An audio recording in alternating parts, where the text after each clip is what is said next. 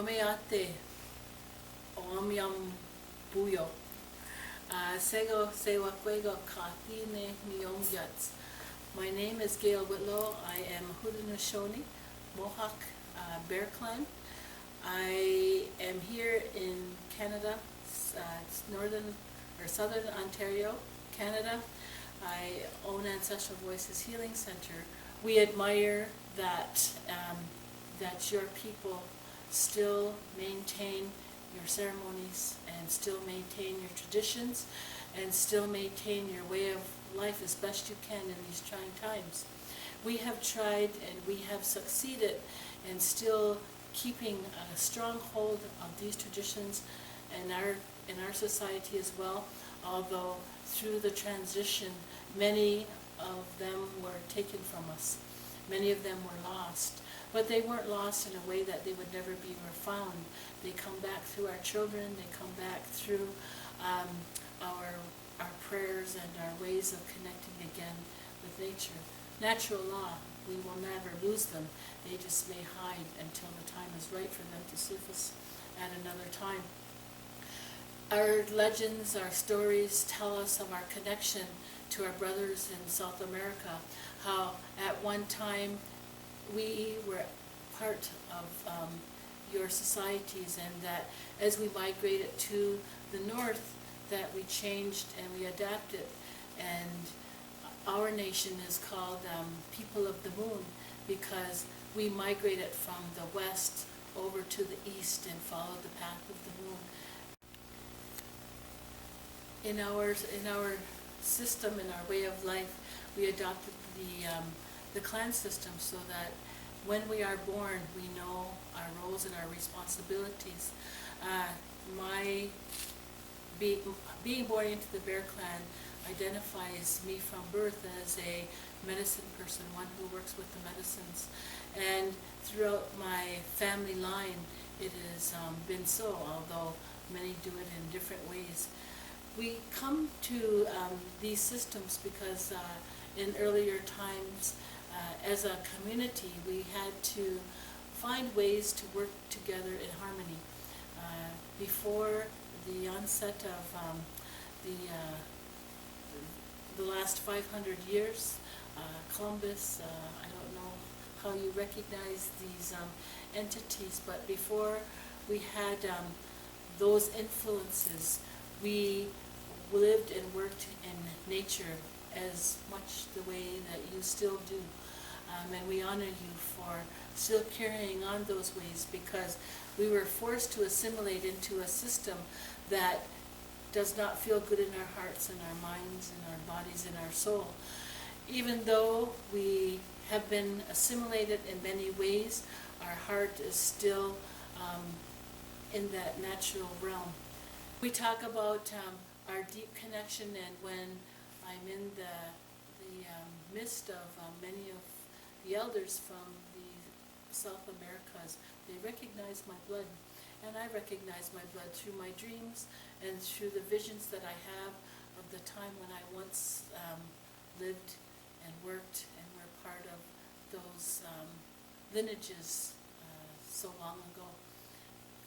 Because of our great connection to the earth, we at times have been segregated into different tribes and nations through our migrations pattern.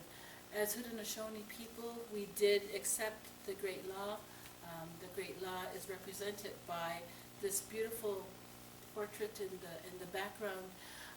It represents the tree of life, being represented by the pine tree. Palo Santo is also part of the same family.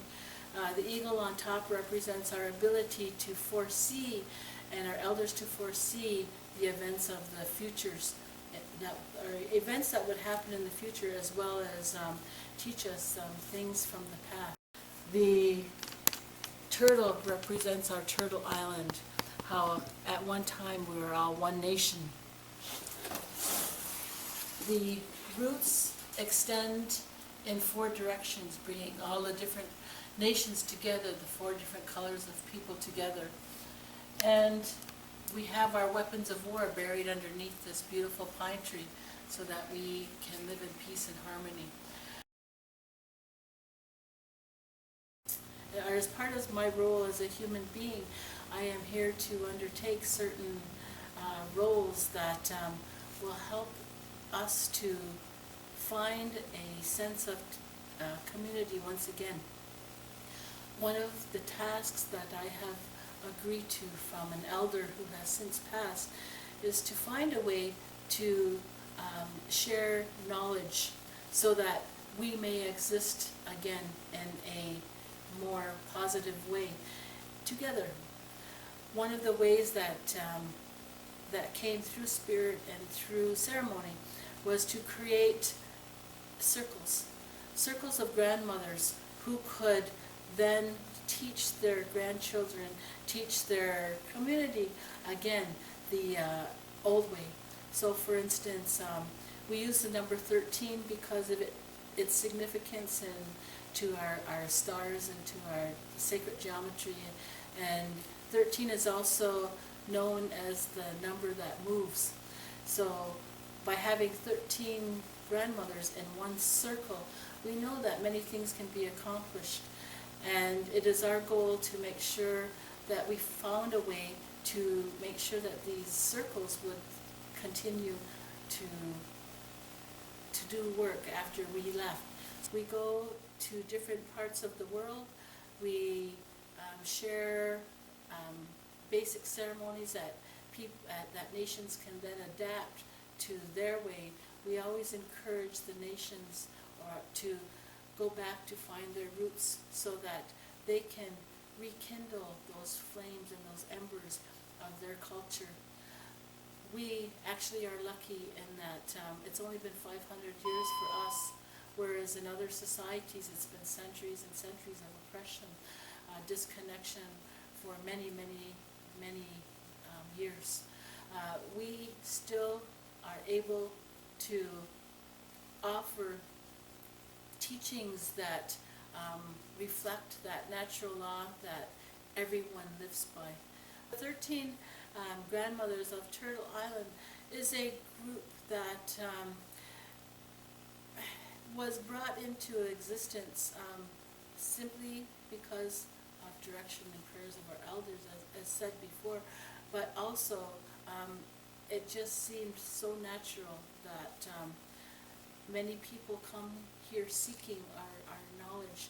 Many people come here seeking that peace that's missing in their lives. And if we have even one word or one story or one memory that will help to rekindle something in them, then we feel that we are making headway.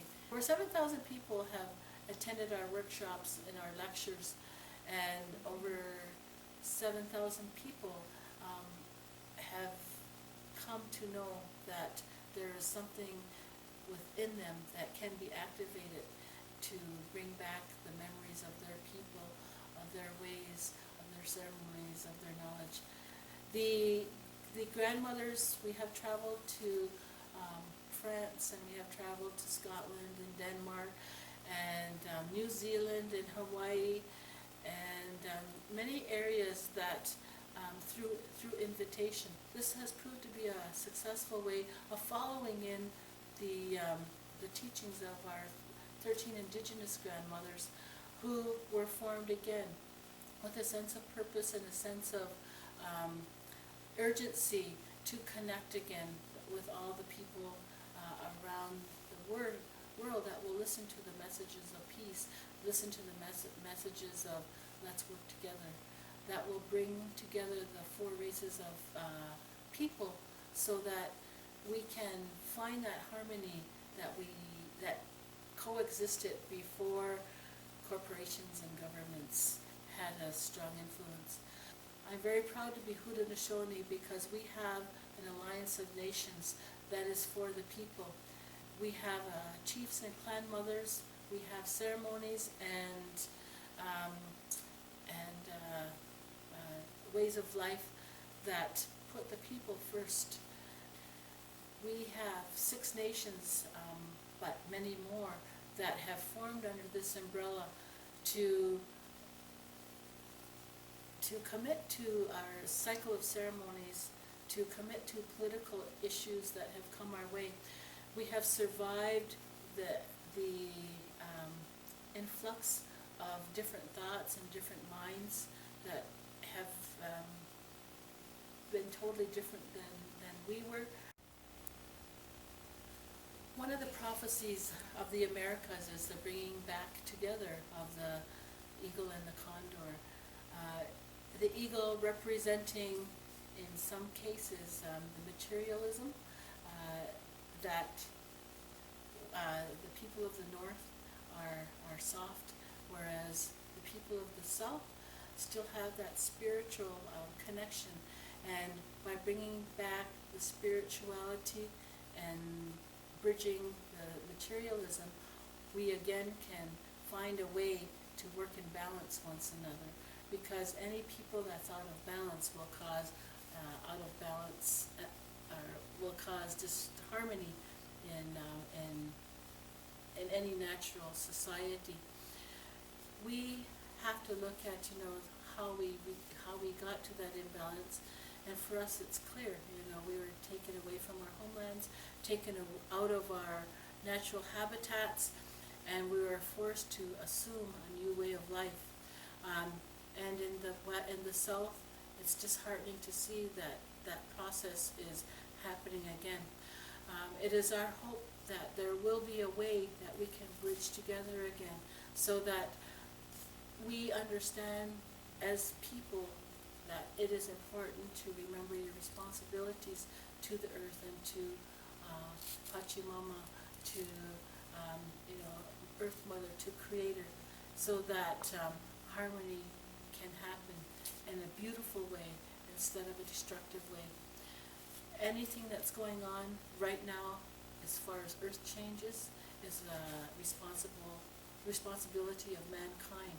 Mankind is causing its own destruction by disrespecting that Mother Earth is a living being, by feeding and blocking her veins, by changing the flows of the rivers, by polluting the earth, by polluting the skies. All of this is preventable, and all of this is causing a shift in the way that we are living as people, and we all know that we can't go on. We as people cannot survive if this is to continue. So by finding that bridge of understanding that unites us all as people again, that's our focus.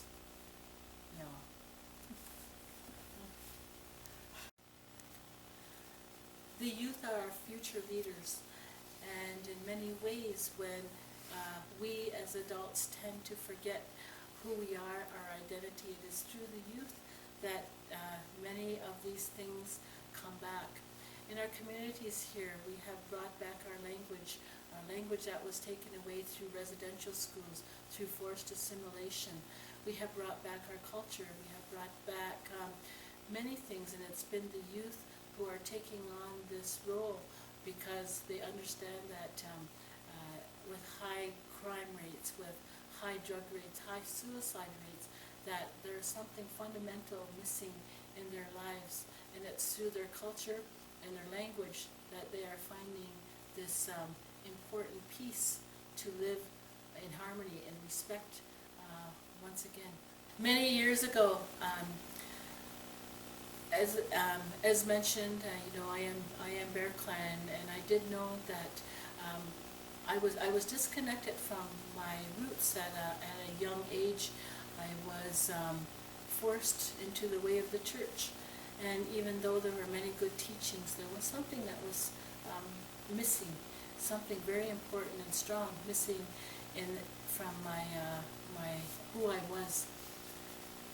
And it wasn't until I started having children that I realized that what I was missing was my connection to being that of a healer.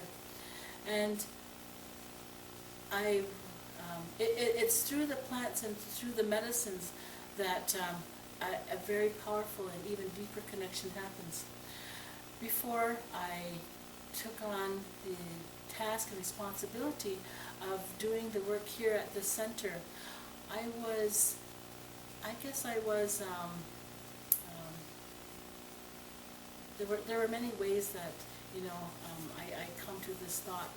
One way was, I watched a movie, or a documentary called The Shaman's Apprentice. And in this movie, it talked about the people in the Amazon who had been disconnected from their ways. The shaman had no purpose anymore. Western medicine had taken on a strong, was a strong hand in people's health. At the end of it all, the people chose to relearn their medicines again with this very important Jaguar shaman who had lost his place with the people. Once they began to do that, they then started to work with other shamans in their territories, and the Shaman's Apprentice program was formed.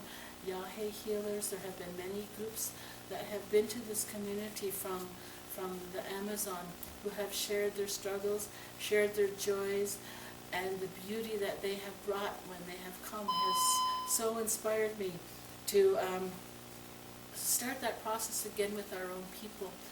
By watching this documentary, it made me realize that part of our lack of, what was missing was our ability to look at medicine as it really is, to look at planting those seeds, to look at nurturing that medicine, to look at working it the way that nature intends, as opposed to reading a book and making a cup of tea. This brought me to a new mindset, and it said our people are thinking that medicine can only be administered through a medicine doctor, when the plants that grow right outside of our doorstep can be used for simple things, even used as food in times of struggle, in times of famine. We can look outside our doorsteps and pick a simple dandelion, a simple plantain, a simple plant, and utilize it for very powerful healing. And it was these simple truths that I wanted to bring back to our people, so that again our medicines would start, our minds would again start to evolve and start to know its purpose and direction. There are many different levels of medicine. We have our sacred societies, and our secret societies, we have medicines as food, we have medicines as, for improving our health. There are many different levels that can be taught, and it was my intention to start basic and to get people just thinking about medicine in a simple way, so that the health of our people could come back. It has proved to be a very powerful step in the process of healing in our community. We have a very vibrant community. We have a community where we have 17,000 people living in a 6-mile stretch. We have millions and billions of dollars from illegal operations, cigarettes, things that aren't healthy for us. But only 1% of our population benefits from this, and all the other people still struggle in many ways. We have many imbalances here, and it kind of reflects what's going on all around the world with that imbalance. And it was my desire to, just bring back simplicity. In the road of simplicity, I was approached by people from Toronto. Toronto is a huge city that is an hour away from our territories. When these people wanted to do their Mayan fire ceremonies, they were always interrupted. I need a permit, I need this, I need that. Your fire, you can't have a fire. There are so many rules and regulations that they wanted to find a place where they could come and do ceremonies without being interrupted. A Mayan elder came to this community, and he talked with me, and he is the one who gifted me with this condor feather. we went to the land, and he said, there are certain things that will tell me whether this is the right land. As we walked on the land, a deer came and walked beside us, and the deer stood on its hind legs and started to do a dance. And this Mayan elder was so touched that he coined the land of the dancing deer. And it's a place where we still do our Mayan ceremonies, but it's also a place where we intend on building a healing center, traditional healing center, so that when elders come from different nations, we have an outdoor location, as it should be, to welcome them, to accept them, to counsel with them, as well as a place for our community and our healers to come, so that they may be re-energized, and that they may spend the time that they need to in order to fit into the real process of healing, which is usually more than an hour or more than a day. It may be for a month, it may be for a year, whatever is required for their healing purposes, that they may come and we may again change even, or influence to change more lives, to live in harmony again with nature's again.